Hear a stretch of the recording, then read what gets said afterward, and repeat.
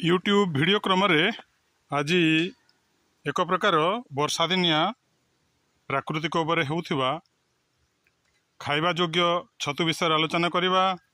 ये हूँ से छतु, ये हूँ खाइबा योग्य छतु एवं यह केवल वर्षा दिन में ही होता है।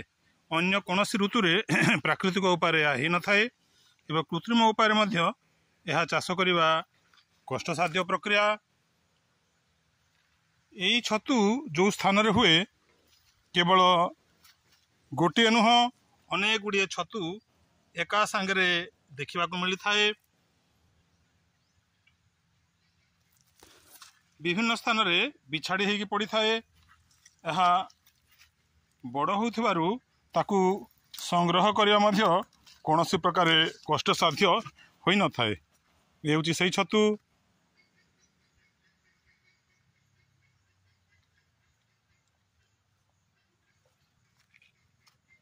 एटा कढ़, छोट कढ़ एवं यही कढ़ को मध्य खाइबा पाई व्यवहार करा जाई पारे। संपूर्ण फुटी थिबा छतु मध्य रहिछि, ता सहित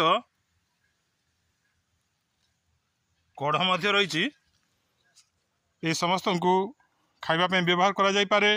यह होछि उई हुंका छतु। ए छतु सुस्वादु एवं यह भूईर फुटेरु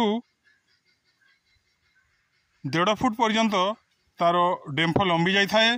ताकू मध्य सावधान सहित जदि कढ़ा जाए तेबे ताकू मध्य खाइबा योग्य करा जाई पारे। आज पई एतिकी, धन्यवाद।